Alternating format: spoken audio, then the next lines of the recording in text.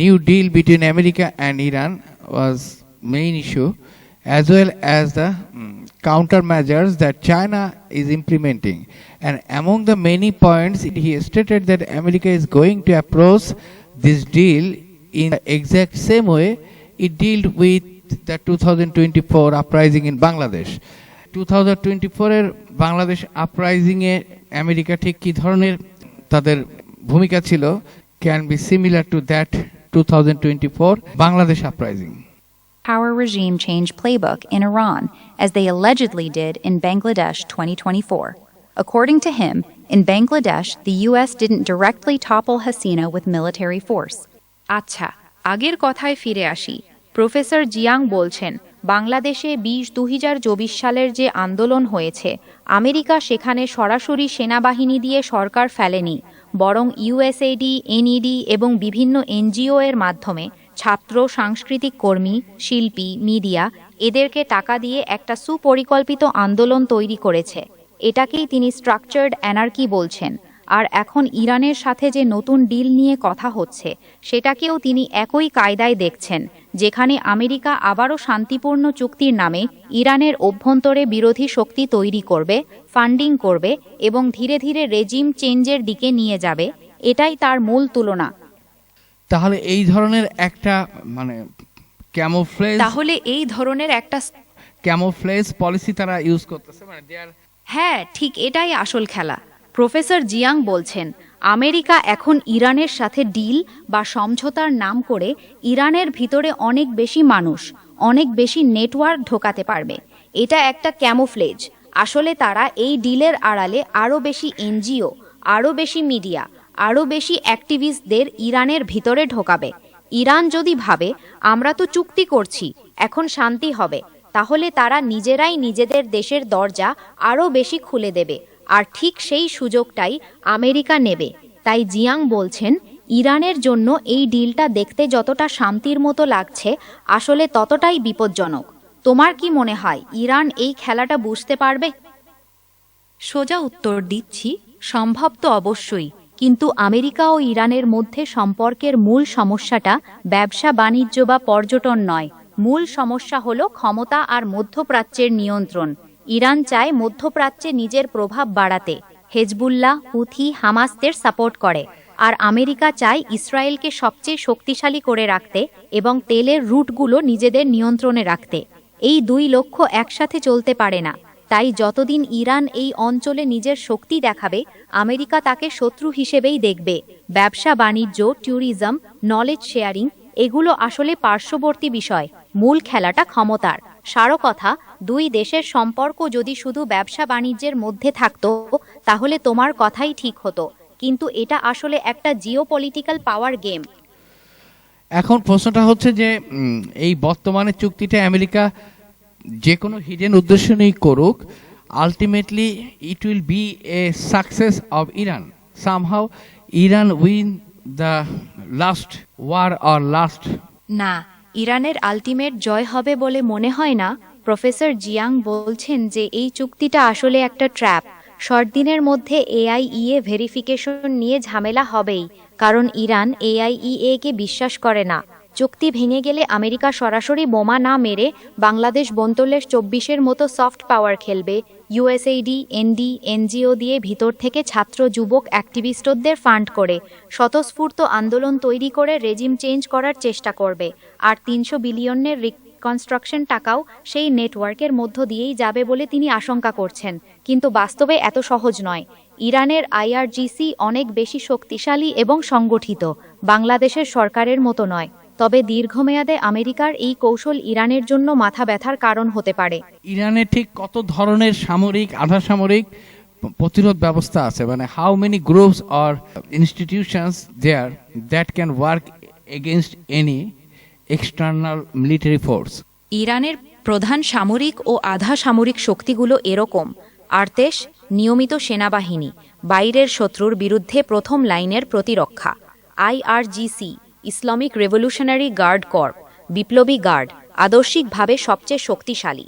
এর অধীনে আছে আইআরজিসি গ্রাউন্ড ফোর্সেস, প্রায় 1.5 লাখ সৈন্য, 71.32টা প্রাদেশিক কমান্ডে ছড়িয়ে আছে। বাসিজ বিশাল আধা সামরিক বাহিনী, লাখ লাখ স্বেচ্ছাসেবক মোবিলাইজ করতে পারে। অভ্যন্তরীণ নিয়ন্ত্রণ ও গেরিলা যুদ্ধে ব্যবহার হয়। কিউডস ফোর্স, বাইরের proxy group, Hezbollah, Houthi, Hamas ইত্যাদি পরিচালনা করে। IRGC নৌ ও ক্ষেপণাস্ত্র বাহিনী। ইরানের আসল শক্তি হল এই মোজাইক ডিফেন্স স্ট্র্যাটেজি, দেশজুড়ে ছড়িয়ে থাকা ডিসেন্ট্রালাইজড কমান্ড, যাতে এক জায়গায় আঘাত করলেও পুরো সিস্টেম ভাঙে না। সংক্ষেপে, দুটো সমান্তরাল সেনাবাহিনী আর বাসিজ মিলিয়ে খুব শক্তিশালী লেয়ার্ড প্রতিরক্ষা ব্যবস্থা আছে। মানে দুইটার ব্যাপারটা বুঝলাম, একটা IRGC আর একটা হচ্ছে রেগুলার মিলিটারি ফোর্স। এইটার বাদে আর কি ধরনের ফোর্স আছে যেটা they can fight against any external force? হ্যাঁ, আরও কয়েকটা লেয়ার আছে। IRGC আর আর্তেশ ছাড়াও, যেগুলো এক্সটার্নাল ফোর্সের বিরুদ্ধে লড়তে পারে। বাসিজ এটাই সবচেয়ে বড়। IRGC এর অধীনে একটা বিশাল আধা সামরিক ভলেন্টিয়ার ফোর্স, লাখ লাখ লোককে দ্রুত মোবিলাইজ করতে পারে। গেরিলা যুদ্ধ, শহুরে যুদ্ধ আর জনগণের প্রতিরোধের জন্য এটাকে ব্যবহার করা হয়। IRGC এর 13,032টা প্রভিন্সিয়াল কমান্ডস, দেশের প্রত্যেক প্রদেশে আলাদা আলাদা কমান্ড। এগুলো ডিসেন্ট্রালাইজড, যাতে কেন্দ্রীয় নেতৃত্ব মারা গেলেও প্রত্যেক এলাকা নিজে থেকে যুদ্ধ চালিয়ে যেতে পারে। এটাই মোজাইক ডিফেন্স স্ট্র্যাটেজির মূল অংশ। এছাড়া IRGC এর নিজস্ব মিসাইল, ড্রোন আর আসিমেট্রিক ওয়ারফেয়ার ইউনিটও আছে। মূলত আর্তেশ প্রথম লাইনের কনভেনশনাল ডিফেন্স করে, আর IRGC প্লাস বাসিজ মিলে দ্বিতীয় লাইনের গেরিলা ও জনযুদ্ধ চালায়। We will go the next phase. In his next review, Professor Jiang said that China used this entire event as a distractions window while everyone was occupied with the Iran peace deal in Versailles.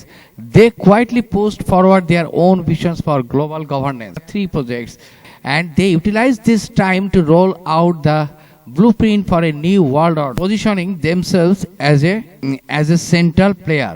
এই যে central player হওয়ার কথা বলছে mister Jiang, এটা ঠিক কোন কোন জিনিস এবং আসলে সেটা কতটুকু সফল হবে? হ্যাঁ, এটাই মূল কথা। প্রফেসর জিয়াং বলছেন, আমেরিকা যখন ইরানের সাথে ভার্সাইলে চুক্তি সই করছিল, ঠিক সেই সময় চীন 3টা বড় পদক্ষেপ নিয়েছে, যা খুব কম লোক লক্ষ্য করেছে। চীন যেগুলো করছে, সেন্ট্রাল প্লেয়ার হওয়ার জন্য ওয়ার্ল্ড AI কোঅপারেশন অর্গানাইজেশন সদর দপ্তর সাংহাইয়ে, AI গভর্নেন্স নিয়ন্ত্রণের জন্য ওয়ার্ল্ড ডেটা অর্গানাইজেশন সদর দপ্তর বেইজিংয়ে, ডেটা ও ডাটাবেসের নিয়মকানুন নিয়ন্ত্রণ, ইন্টারন্যাশনাল মিডিয়েশন অর্গানাইজেশন সদর দপ্তর হংকংয়ে বিশ্বের বিরোধ মীমাংসার নিয়ম বানাবে। এছাড়া গ্লোবাল গভর্নেন্স ইনিশিয়েটিভ GGI নামে একটা বড় ইনিশিয়েটিভ লঞ্চ করেছে, যেটা 400টা দেশ সমর্থন করছে। কতটা সফল হবে আইডিয়া হিসেবে চীন এখনই অনেক এগিয়ে গেছে, বিশেষ করে AI R ডেটায়।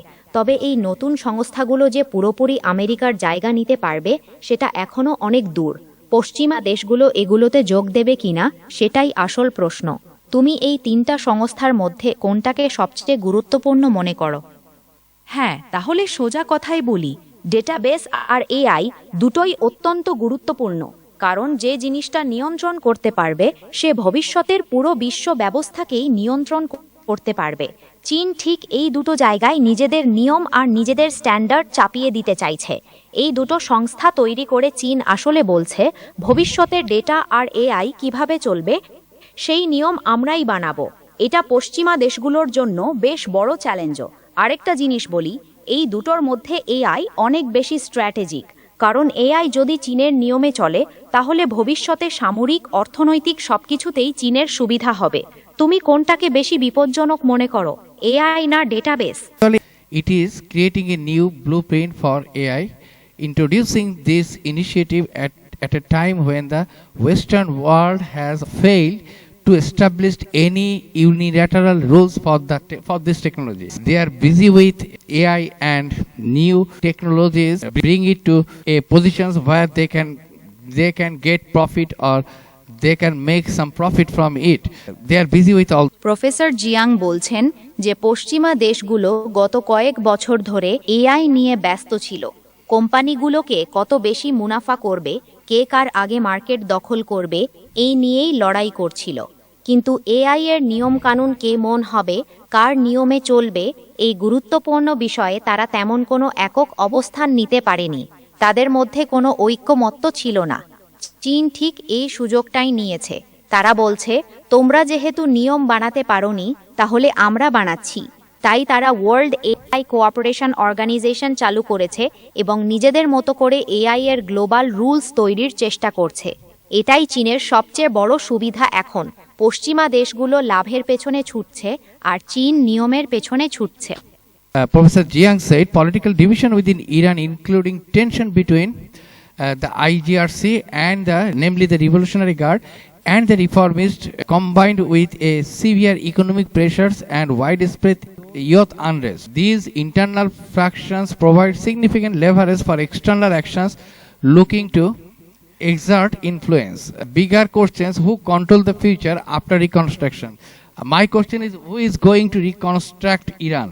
Is it America? America is going to reconstruct Iran or giving funds for the damage they made in the war? ইরানের পুনর্গঠন করবে না। বর্তমান চুক্তিতে ৩০০ বিলিয়ন একটা ফান্ডের কথা আছে। এটা মূলত গালফ দেশগুলো, সৌদি, ইউএই ইত্যাদি এশিয়া, আফ্রিকা ও অন্যান্য বেসরকারি বিনিয়োগকারীদের টাকা। আমেরিকা সরাসরি এই টাকা দেবে না। ট্রাম্প নিজেই বলেছেন যে ইউএস এর টাকা নয়। প্রফেসর জিয়াং যেটা বলছেন সেটা হলো এই রিকনস্ট্রাকশনের টাকা কে কিভাবে ব্যবহার করবে সেটাই আসল লড়াই। ইরানের ভিতরে আইআরজিসি আর রিফর্মিস্টদের মধ্যে যে দ্বন্দ্ব আছে, অর্থনৈতিক চাপ আর যুবকদের অসন্তোষ, এগুলোকে ব্যবহার করে বাইরের শক্তি, বিশেষ করে আমেরিকা, ইরানের ভিতরে প্রভাব বিস্তার করতে চাইবে। অর্থাৎ যে দল ভবিষ্যতে এই টাকা নিয়ন্ত্রণ করবে সেই দলই ইরানের ভবিষ্যৎ নিয়ন্ত্রণ করবে। এটাই জিয়াংয়ের মূল সতর্কতা। তোমার কাছে এই ব্যাখ্যাটা কেমন লাগলো? Whatever Jiang is speculating, that is actually it's a trap that America is now trying to impose in the name of peace treaty that will ultimately go inside Iran's main power structures, and then they try to create a conflict inside that. হ্যাঁ, Jiang ঠিক এটাই বলছেন। তার মতে America এই শান্তি চুক্তির নামে একটা ফাঁদ পেতেছে। এই চুক্তির আড়াল দিয়ে আমেরিকা ইরানের ভিতরে ঢুকে যাবে। এনজিও, মিডিয়া, ছাত্র সংগঠন, রাজনৈতিক দলের ভিতরে টাকা ঢালবে এবং ধীরে ধীরে ইরানের অভ্যন্তরীণ ক্ষমতার কাঠামোর মধ্যে ফাটল তৈরি করবে।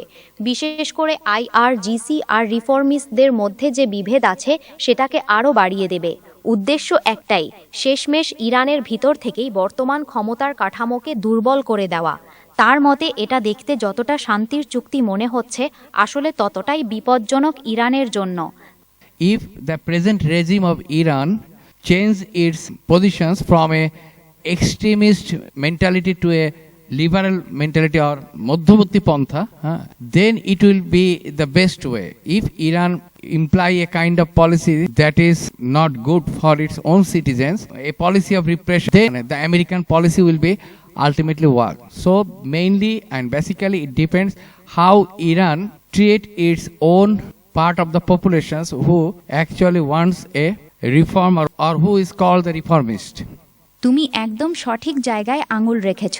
জিয়াং যেটা বলছেন সেটার সাথে তোমার কথাটা মিলে যায়। তিনিও বলছেন যে ইরানের ভিতরে রিফর্মিস্ট আর যুবকদের মধ্যে যে বড় অসন্তোষ আছে সেটাই আমেরিকার জন্য সবচেয়ে বড় সুযোগ। যদি ইরানের বর্তমান সরকার নিজের জনগণের সাথে কঠোর আচরণ করে, দমনমূলক নীতি চালিয়ে যায়, তাহলে আমেরিকার এই সফট পাওয়ার খেলা খুব সহজেই কাজে লাগবে।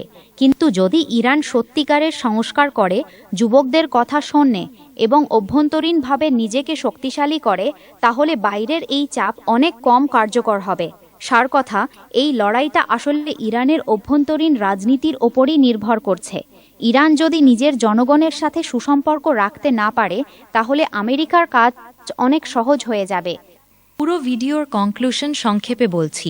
প্রফেসর জিয়াং এর মতে আমেরিকা এখন যে শান্তি চুক্তি ইরানের সাথে করছে, এটা আসলে বাংলাদেশ বিশল 2024 মডেলের একটা বড় ভার্সন। তারা সরাসরি যুদ্ধ করে ইরানকে ভাঙতে চায় না। তারা চায় চুক্তির আড়ালে ইরানের ভিতরে ঢুকে এনজিও আর ফান্ডিংয়ের মাধ্যমে অভ্যন্তরীণ দ্বন্দ্ব বাড়িয়ে শেষ পর্যন্ত রেজিম চেঞ্জ করতে। তার তিনটা মূল পয়েন্ট: ইরানের অভ্যন্তরীণ বিভেদ, আইআরজিসি ভার্সেস রিফর্মিস্ট, অর্থনৈতিক চাপ ও যুবকদের অসন্তোষ, এগুলো আমেরিকার জন্য সবচেয়ে বড় দুর্বলতা। চুক্তির নামে যে $300 বিলিয়ন রিকনস্ট্রাকশন ফান্ড আসবে, সেই টাকার নিয়ন্ত্রণ নিয়ে ভিতরে যে লড়াই হবে সেটাই আসল খেলা। ইরানের নেতৃত্ব যদি জনগণের সাথে কঠোর আচরণ করে এবং সংস্কার না করে, তাহলে আমেরিকার এই কৌশল সফল হওয়ার সম্ভাবনা অনেক বেশি। তার শেষ মেসেজ, এই চুক্তিটা দেখতে যতটা শান্তির মতো লাগছে, আসলে ততটাই ইরানের জন্য বিপজ্জনক।